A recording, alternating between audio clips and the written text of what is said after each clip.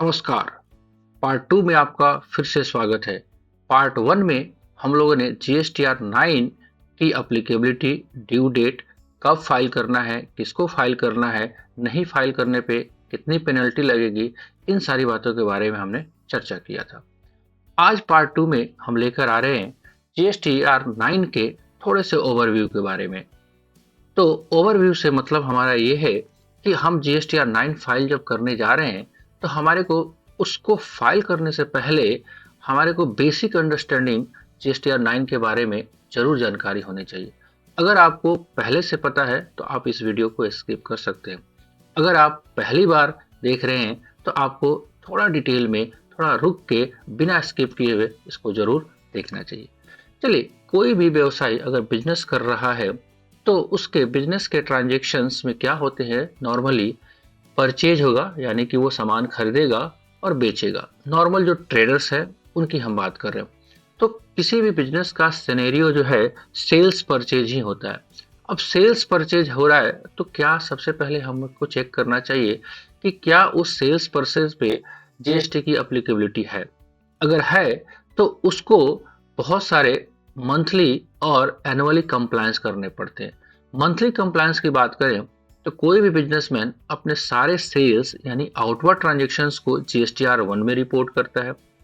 There after वो GSTR 3 भी file करता है जिससे वो अपने टैक्स लायबिलिटी को डिस्चार्ज करता है।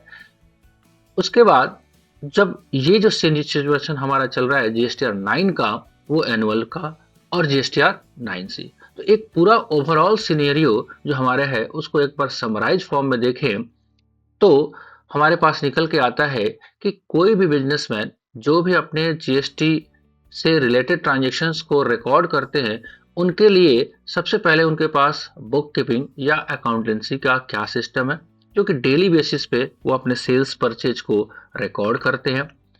उसके बाद जीएसटी R1 जो कि मंथली पूरे समरी फॉर्म में अपने सेल्स को वो रिपोर्ट करते हैं।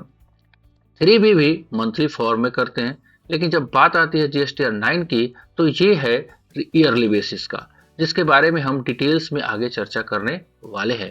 Thereafter GSTR 9C।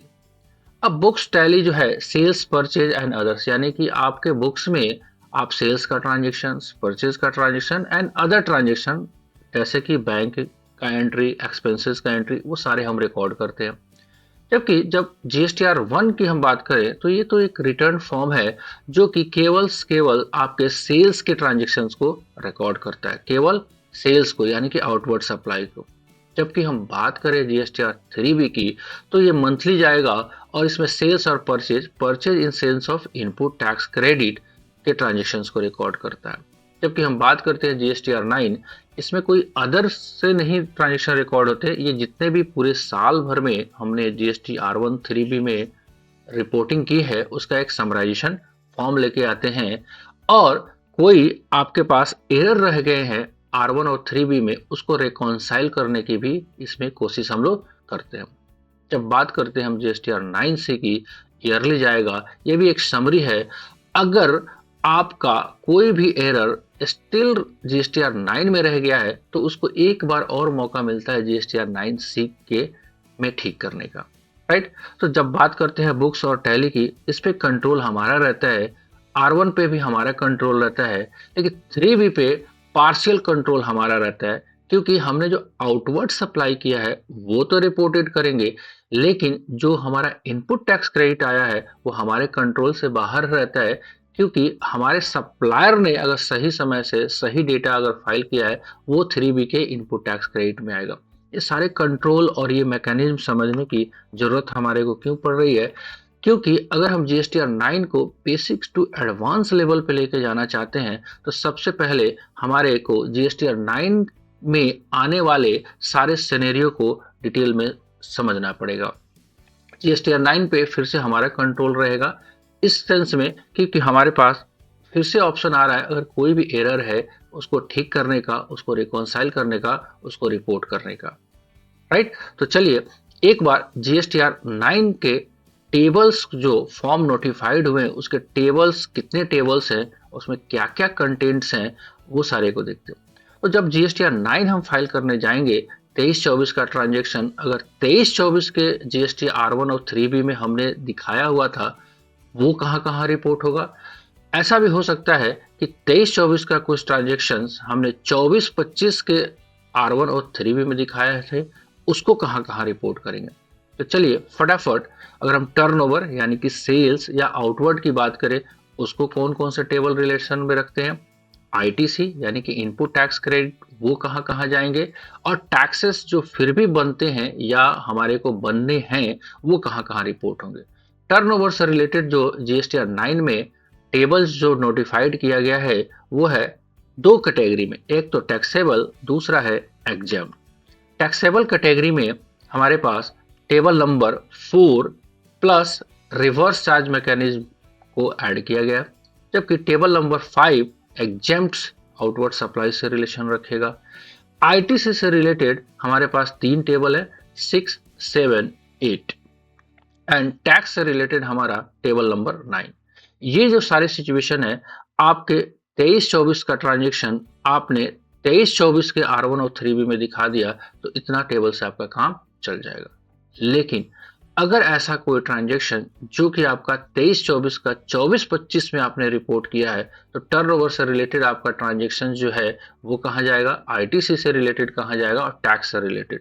एक ओवरव्यू लेना बहुत जरूरी है। अगर समरी दिमाग में रहेगा तो जीएसटीआर 9 के फॉर्म को डीपली आप डिस्कस कर पाएंगे। तो आइए, टर्नओवर से रिलेटेड टेबल नंबर 10 और 11, आईटीसी से रिलेटेड आपका टेबल नंबर 12 और 13, और टैक्स से रिलेटेड आपका टेबल नंबर 14 रहेगा। राइट, तो एक ओवरव्यू स्क्रीनशॉट भी आप लेके रख सकते हैं, एक बेसिक अंडरस्टैंडिंग आपके पास ही रखे। लेकिन सवाल है, जीएसटीआर 9 में तो 23-24 के बारे में कहा गया, और 23-24 का डेटा अगर 24-25 में रिपोर्ट किया गया है उसके बारे में कहा गया। लेकिन अगर कोई आपका ट्रांजेक्शन 22-23 का है और वो आपने R1 और 3B में दिखाया है, उसको क्या करेंगे। तो उससे रिलेशन में आपका इंस्ट्रक्शन जो नोटिफाइड फॉर्म है, उसका इंस्ट्रक्शन नंबर 2A में क्लियर कट कहा गया है कि आपका टेबल नंबर 4, 5 और 6 में ओनली 23-24 का डेटा जाएगा। अगर कोई 22-23 का डेटा है तो उसको आपको मैनुअली लेस करना पड़ेगा। ये बातें कहाँ से निकल के आ रही है, तो आपका जीएसटीआर 9 का जो नोटिफाइड फॉर्म है, वहां से आप देख सकते हैं इंस्ट्रक्शन नंबर 2A, इसमें क्लियर कट कहा गया है, in the table against serial number 4, 5, 6 and 7, the taxpayer shall reported the value pertaining to the financial year only. The value pertaining to the preceding financial year shall not be reported here. Right, इसका मतलब ये है कि 23-24 का ही data केवल show करना है हमको टेबल नंबर 4, 5, 6 एंड 7 में। तो एक ये ओवरव्यू था। Thank you for watching video. Next video में हम पूरा डिटेल्स में हम लेके आ रहे हैं table wise study, case wise studies. Right, आप इस चैनल पे बने रहिए, और अभी तक आपने इस चैनल को सब्सक्राइब नहीं किया है तो प्लीज सब्सक्राइब कर लीजिए और बेल आइकन को प्रेस कर लीजिए, ताकि एक सीरीज आपको ओवरव्यू जीएसटीआर 9C के बारे में मिल सके। कैसा लगा वीडियो आप कमेंट बॉक्स में लिख के जरूर बताइएगा। अगर अभी भी आपको कोई डाउट रहता है तो कमेंट सेक्शन में आप डालिए, जितनी जल्दी हो सके उतना जल्दी हम आपके कमेंट को रिप्लाई करने की कोशिश करते हैं।